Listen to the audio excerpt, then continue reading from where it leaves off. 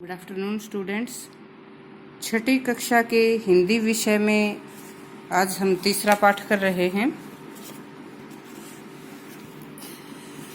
तीसरा पाठ ये एक कहानी है।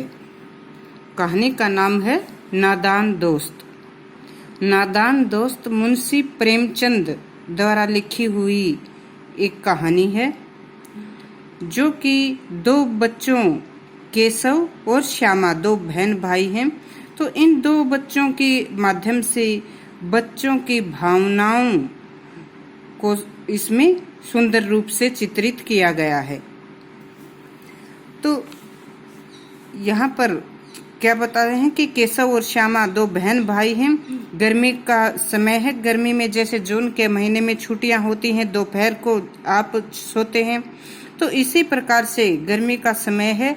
और उनके घर के कॉर्निस पर, कॉर्निस घर के मुंडेर, दीवार के जो ये कोना होता है छत का, मतलब मुंडेर, तो घर के मुंडेर के ऊपर चिड़िया ने घोंसला बनाया हुआ है और उसमें अंडे रखे हुए हैं। तो दोनों बहन भाइयों को उनके अंडों को लेकर मन में काफ़ी सवाल उठते हैं और बहुत जिज्ञासा उत्पन्न होती है। जब भी वे सुबह उठते हैं तो उठते ही तुरंत वे बाहर जाकर घोंसले को देखते हैं। हर रोज वे देखते हैं और उनके मन में कई सवाल उत्पन्न होते हैं। कैसे सवाल उठते हैं कि घोंसला कैसा होगा, अंडे का आकार कैसा होगा, कितने अंडे होंगे, कितने दिनों में उनसे बच्चे निकलेंगे, बच्चे कैसे होंगे और बच्चों के पंख कब निकलेंगे, कैसे निकलेंगे। इस प्रकार से बहुत से सवाल उन बच्चों के कोमल मन में उठते हैं, परंतु इनका जवाब उन्हें बाहर कहीं नहीं मिल पाता, क्योंकि उनके माता पिता अपने कामों में व्यस्त रहते हैं। माता घर के कामों में व्यस्त रहती है, पिता अपने दफ्तर के काम में व्यस्त रहते हैं। तो दोनों बच्चे एक दूसरे से ही अपना सवाल करके मन बहलाते हैं और आपस में ही सवाल उनका जवाब भी देते हैं। तो ऐसे दोनों बच्चे अपनी जिज्ञासाओं को शांत करते हैं। जब कुछ दिन निकल जाते हैं तो दोनों बच्चों की जिज्ञासा बढ़ जाती है। 3-4 दिन जब गुजर जाते हैं तो जिज्ञासा बढ़ जाती है कि अब तो जरूर बच्चों से, घोंसलों में जैसे जो अंडे थे उनसे बच्चे निकल गए होंगे।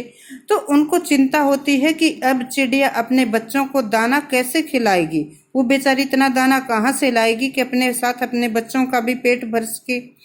फिर गर्मी के समय जो मुंडेर के ऊपर घोंसला था, इस पर धूप आती थी, तो धूप से भी बच्चों को परेशानी होगी। तो इसलिए वे इन सब के लिए व्यवस्था करने की, दाने की व्यवस्था करने, घोंसले के ऊपर छत बनाने की सोचते हैं और इसके लिए समय चुनते हैं दोपहर का। दोपहर जब उनकी माँ घर का काम करके सो जाती है और उनको भी अपने साथ सुलाती है, लेकिन बच्चों को नींद कहाँ आती है, वे तो माँ के सोने का इंतजार करते हैं और माँ के सोते ही दोनों बाहर निकलते हैं और स्टूल और चौकी, पहले स्टूल लगाते हैं, लेकिन स्टूल से जैसे बच्चे छोटे होते हैं और मुंडेर तक नहीं पहुंच पाते, तो स्टूल के नीचे नहाने वाली चौकी रखते हैं। श्यामा चौकी को पकड़ती है और केशव ऊपर चढ़कर अंडे देखता है। केशव बताता है कि घोंसले में 3 अंडे हैं। वह कहता कि किस प्रकार से तिनकों के ऊपर अंडे रखे हैं, तो इनसे निकलने वाले बच्चों के ये तिनके और कांटे चुभेंगे, परेशानी होगी।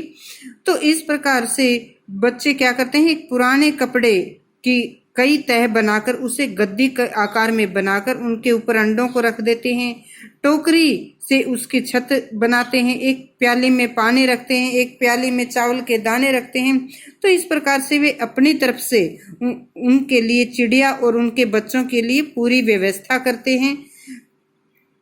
परंतु ये नादान बच्चे ये नहीं जानते कि छूने से चिड़िया के अंडे खराब हो जाते हैं। अब चिड़िया उन अंडों को नहीं सेती।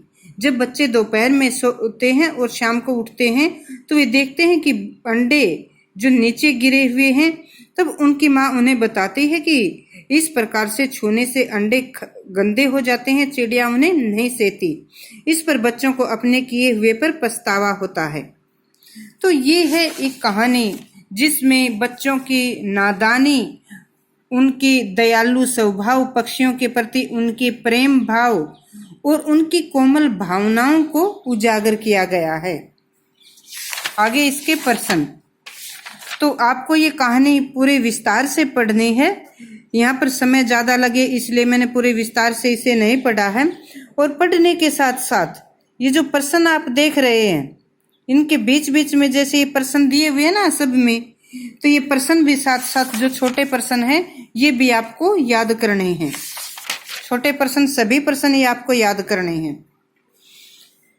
इसके साथ बड़े प्रश्न कौन से हैं? केशव और श्यामा के मन में अंडों को देखकर तरह तरह के सवाल क्यों उठते थे और दोनों को सवाल जवाब करके दिल को कैसे तसल्ली दे देते थे।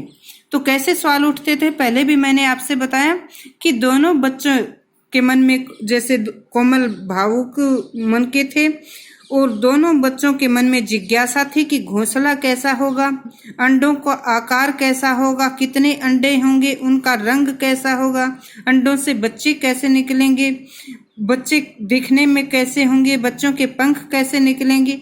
तो इस प्रकार के कई सवाल बच्चों के मन में उठते थे, परंतु उन्हें अपने माता पिता से इनका जवाब नहीं मिलता। माता पिता ने बच्चों की भावनाओं को नहीं समझा और वे अपने घर के कामों में व्यस्त रहे, अपने अपने कामों में व्यस्त रहे। इसलिए बच्चे एक दूसरे से ही सवाल जवाब करके अपने मन को तसल्ली देते थे। अगला प्रश्न क्या है? केशव ने श्यामा से चिथड़े, टोकरी और दाना पानी मंगाकर कॉर्निस पर क्यों रखा? चिथड़ा क्या होता है? पुराने कपड़े का टुकड़ा। और कॉर्निस बताया ही था पहले कि घर की जो मुंडेर होती है, छत की मुंडेर। तो क्यों रखा? क्योंकि केशव और श्यामा चिड़िया के बच्चों के लिए उनकी अच्छी व्यवस्था करने चाहते थे, उनको सेवा करना चाहते थे। इसीलिए उन्होंने कपड़े से बच्चों को कोई तकलीफ न हो, उनके जो घोंसले के तिनकों और उनके कांटे उनके चुभे नहीं, इसीलिए उन्होंने कपड़े की तह बनाकर उसके ऊपर अंडों को रख दिया और टोकरी से छत बनाकर उन्होंने उनके छाया की, पानी और दाने की भी व्यवस्था की। तो ये सब क्यों मंगवाया? क्योंकि दोनों बहन भाई दयालु स्वभाव के थे, उनके मन में पक्षियों के लिए प्रेम भाव था और वे पक्षियों के लिए पाने दाने की और उनकी छत की व्यवस्था करना चाहते थे, इसीलिए उन्होंने ये सामान मंगवाया। केशव और श्यामा ने चिड़िया के अंडों की रक्षा की या नादानी? देखो, केशव और श्यामा दोनों छोटे बच्चे थे, जैसे आप हैं अब, तो ऐसी उम्र के दोनों छोटे बच्चे थे। उनको इतना ज्ञान नहीं था कि चिड़िया के अंडों को छूने से वे खराब हो जाते हैं और चिड़िया उनको नहीं सेती। वे सच्चे दिल से उनकी मदद करना चाहते थे, उनके लिए दाना पानी की व्यवस्था करना चाहते थे, गर्मी में धूप से बचाने के लिए टोकरी से उनकी छत बनाना चाहते थे और कांटों से बचाने के लिए जैसे कपड़े की गद्दी का बिस्तर उनके लिए बनाना चाहते थे। तो इसलिए वे उनकी रक्षा करना चाहते थे, उनको सुविधा देना चाहते थे, परंतु अनजाने में उनसे गलती हो गई। गलती कैसे होगी? अब चिड़िया ने अंडों को जैसे नीचे गिरा दिया और उनको नहीं सेया, तो इसलिए क्या की? उन्होंने रक्षा करना चाहते थे, परंतु अनजाने में उनसे यह नादानी हो गई। देखो, अगर जानबूझकर ऐसा किया जाता है तो वह अपराध होता है, पाप होता है, लेकिन इन बच्चों ने ये सब जानबूझकर नहीं किया, तो इसलिए ये इनकी नादानी थी। तो ये प्रश्न के उत्तर भी आपको लिखने हैं, याद करने हैं, बीच के प्रश्न हैं इनके, और इस पाठ को अच्छी तरह से पढ़कर याद करना है।